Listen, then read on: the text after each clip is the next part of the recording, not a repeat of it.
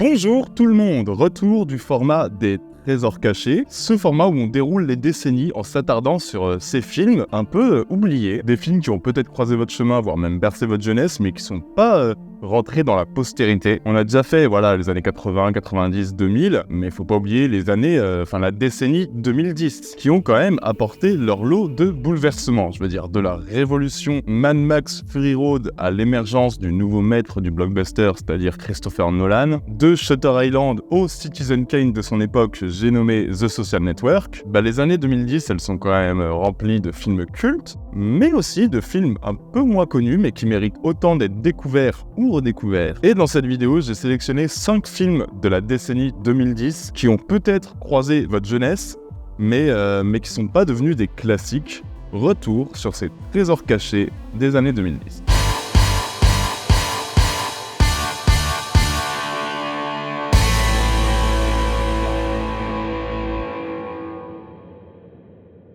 Et on va commencer par une petite douceur de film qui est passée un peu trop inaperçue à mon goût. Mais alors, quand je vais vous lire le synopsis, les amis, je pense que vous allez devenir complètement fous. Si, comme moi, vous perdez 15 ans d'âge mental quand vous croisez un chien mignon dans la rue, vous allez adorer A Dog's Purpose.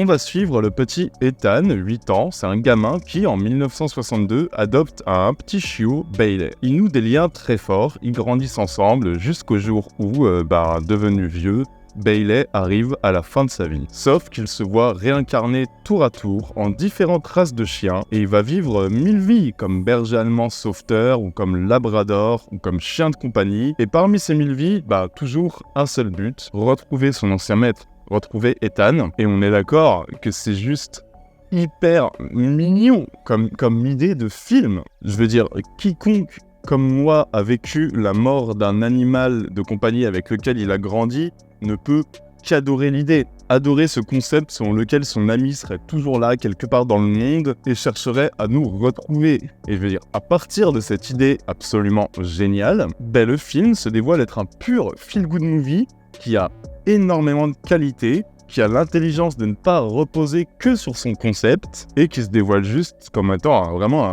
un joyau brut d'émotions, quoi. But even when I did a good job, my man was still sad. He was lonely. I could smell someone else used to live here, but their scent was faint. They hadn't been around in a long time. Si la star du film, c'est bien entendu notre petit copain canin, le film n'en oublie pas non plus les humains et il dévoile une histoire d'amour d'une justesse inattendue, une histoire très très belle, située dans plusieurs époques. Et surtout, ce qui est intéressant et important, c'est qu'en évitant toujours la niaiserie, A Dog's Purpose fait quand même preuve d'une bienveillance qui fait plaisir à voir. Le film va renouveler sans cesse son ambiance, ses situations, et chaque réincarnation de notre animal va être en fait l'occasion de découvrir un nouveau concept, un nouveau contexte en fait. Et ce contexte va toujours le découvrir du point de vue animal, donc avec la même tendresse et la même bienveillance permanente, parce qu'on le sait, les chiens sont d'une innocence absolue et totale, et je veux dire, vivre cette expérience avec un amour inconditionnel pour chaque humain et particulièrement pour son maître, c'est très fort, surtout que son maître, on va le suivre à distance et la trajectoire de sa vie est tout aussi émouvante. On a vraiment un vrai beau film qui est remarquablement mis en scène, qui est parfaitement photographié, qui est souvent drôle et toujours juste dans l'émotion pour éviter le misérabilisme ou même le too much qui aurait largement pu condamner le film. Non, clairement, A Dog's Purpose, qui est réalisé par Lasse Hallström, qui excelle quand même dans le genre canin, puisqu'il a aussi réalisé Hachi. C'est un très très beau film à découvrir absolument. Come on, go home.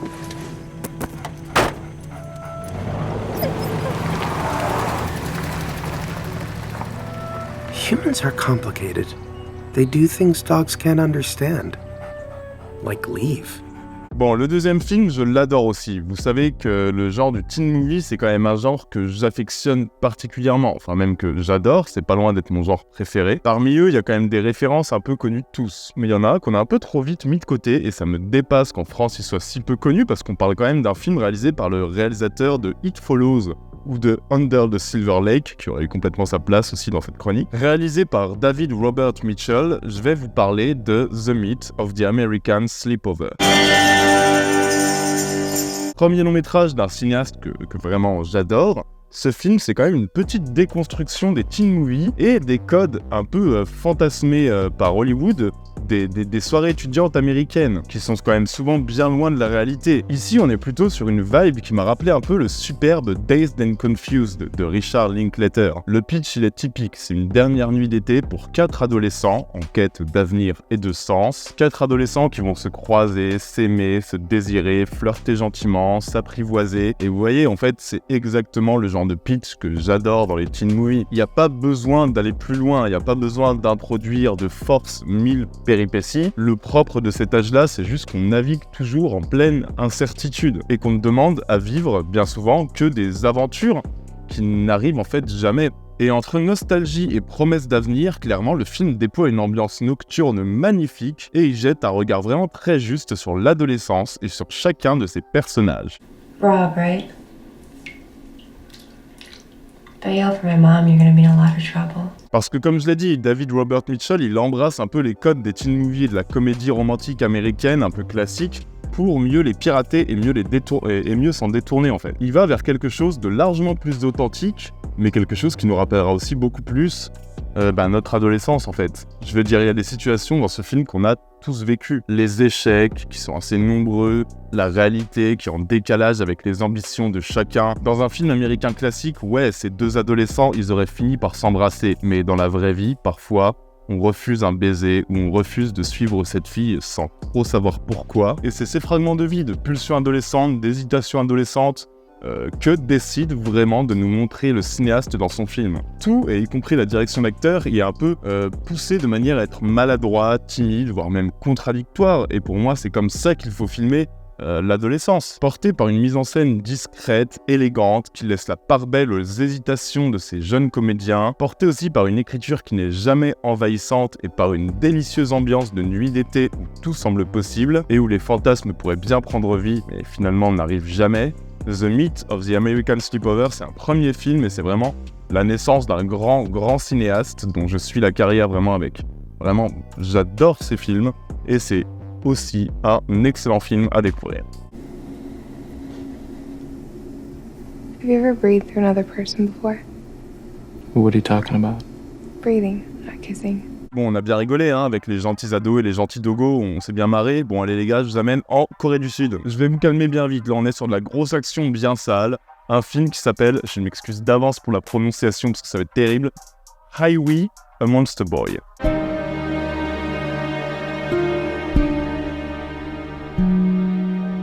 Et si vous voulez du bon film d'action bien nerveux, bien frénétique, bien sanglant et bien misotrope, bah écoutez, je suis là, je suis votre homme. L'histoire elle est simple, Par un concours de circonstances, un gang va kidnapper un jeune bébé et va l'élever comme s'il s'agissait de leur propre fils. Et du coup, des années plus tard, l'enfant est devenu un jeune homme implacable, impitoyable, formé par ses pairs, puisqu'il considère que chaque membre du clan fait partie de sa famille, c'est vraiment son père à proprement parler, donc formé par ses pairs pour devenir un tueur glacial et violent, et formé pour prendre de plus en plus de place dans le gang et ses activités criminelles. Sauf qu'il va apprendre évidemment ses origines et la vérité sur ses parents au bout d'un moment, et j'en dis pas plus, mais sachez juste que ce pitch sera prétexte à un film évidemment crépusculaire et viscéral, un film qui fait pas dans la dentelle, et qui, malgré un scénario qui part parfois un peu dans tous les sens, te tiendra largement en haleine durant les 2 heures du film.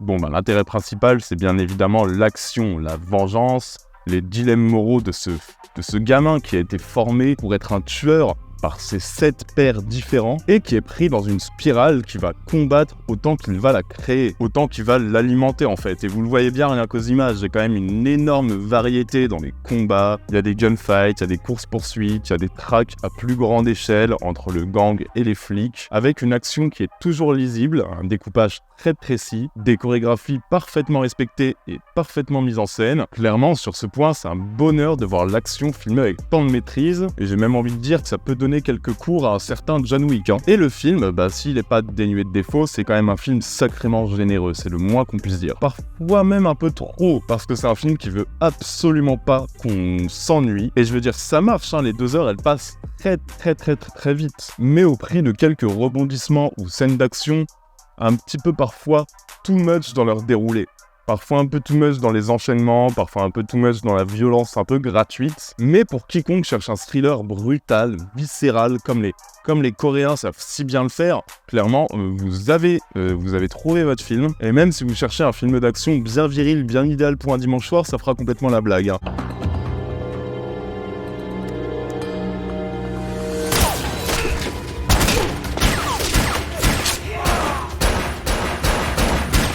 Le 4e film, il est sorti sans trop faire de bruit. Et c'est pareil, pourtant, je pense que vous connaissez tous son cinéaste, qui est un cinéaste que j'adore, mais j'adore vraiment, je veux dire, c'est un de mes cinéastes préférés en fait, très concrètement. J'ai beaucoup analysé ses films, j'ai même beaucoup écrit, je veux dire, j'ai écrit vraiment des pages et des pages sur lui, il pourrait bien être l'objet d'une vidéo prochainement, faut que je trouve un angle intéressant. Je parle de Harmony Korine. Et si vous connaissez tous, évidemment, Spring Breakers, beaucoup d'entre vous sont passés à côté de The Beach Bum.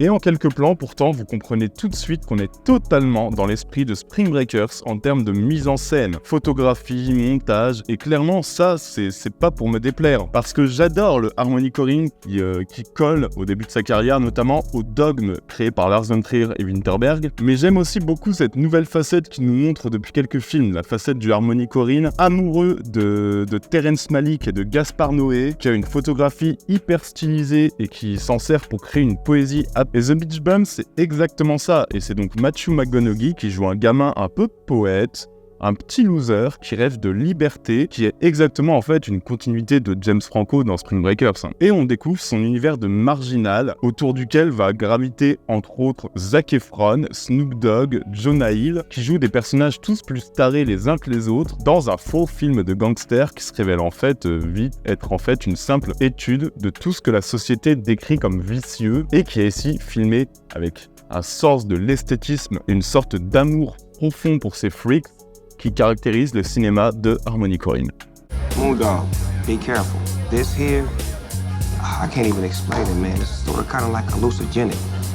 You're gonna see all kind of shit, man. My #1 jam, you know the single that was #1 for 16 weeks? This is that thing. C'est ça que j'aime en fait dans ce cinéaste, c'est sa façon de mettre en scène la débauche et des personnages purement originaux qui n'auraient pas du tout leur place, qui n'auraient pas leur place dans une société normale, entre guillemets, sans que lui ne porte jamais aucun jugement. Et The Beach Bum semble commencer un peu là où s'arrêtait Spring Breakers, avec ce dernier murmure de James Franco. Seems like a dream. Parce qu'effectivement, là, on est dans un rêve. On est perdu au milieu de ce trip ultra sensoriel qui est accentué par la photo du génial Benoît Deby. Le spectateur n'a plus vraiment de repères. Il se retrouve à suivre cet étrange personnage qui hypnotise une caméra qui va vraiment le coller au corps. Et Matthew McConaughey, dans ce film, c'est vraiment un poète qui est défoncé en permanence, un gentil loser de 16 ans d'âge mental qui se perd dans un périple un peu vide de sens. Et The Beach Bum, c'est à la fois, encore une fois, un montage de chefs-d'œuvre et de poésie, avec une esthétique qui sert à sensoriel et une douce mélancolie qui rappellera les plus belles séquences de Spring Breakers. Je pense notamment à une petite séquence avec du Britney Spears que je trouve merveilleuse, mais qui rappellera aussi quelques séquences de Mr. Lonely, qui est un autre film un peu moins connu du cinéaste. Et clairement, The Beach Bum, c'est un film qui a pas fait assez de bruit, qui est vraiment trop oublié. Et c'est dommage, et je voulais absolument réhabiliter ce film en attendant de faire une grosse vidéo dédiée à Harmony Korine. Vraiment, je vous jure, je l'ai dans les cartons, celle-là. If you see some humping, don't look away. It's cool looking. It's nature in all its glory. Dolphins love to bone. Hey, you listen up, kids, huh? Greatest dolphin guide in the history of dolphin guides, sharing wisdom with you. Bon, je vais finir avec un film qui est peut-être le plus connu de cette sélection, et ça va être un sujet très difficile.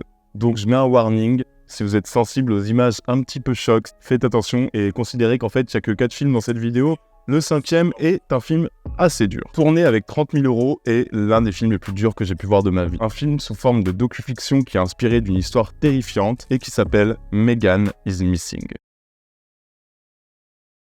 Megan is Missing, c'est un film qui m'a absolument traumatisé le temps de quelques séquences, mais ne franchissons pas les étapes, laissez-moi vous dire de quoi ça parle et vous allez vite comprendre. On suit deux adolescentes, Megan et Amy, qui sont des gamines quoi, je veux dire, elles ont à peine 14 ans, c'est des meilleures amies qui passent leur vie sur internet, à chatter avec des inconnus, comme on l'a tous fait à leur âge. Sauf qu'un jour, Megan, elle va vouloir rencontrer un de ces inconnus, qui est un adolescent hyper amical qui s'appelle Josh. Le soir même, Megan disparaît. Et on comprend bien vite qu'elle a été enlevée et qu'elle est tombée dans un piège. 2 semaines plus tard, c'est Amy qui disparaît elle aussi, pareil, victime d'un cyberprédateur. Un sujet qui est terriblement actuel, un sujet à partir duquel le cinéaste va aborder des thèmes aussi violents que l'hypersexualisation sur les réseaux, l'éducation nécessaire aux dangers d'Internet, le rôle des médias dans la violence sociétale, et il va nous livrer un récit qui est terriblement malsain et vraiment à ne pas mettre entre toutes les mains, vraiment j'insiste là-dessus. Megan is Missing, c'est un pur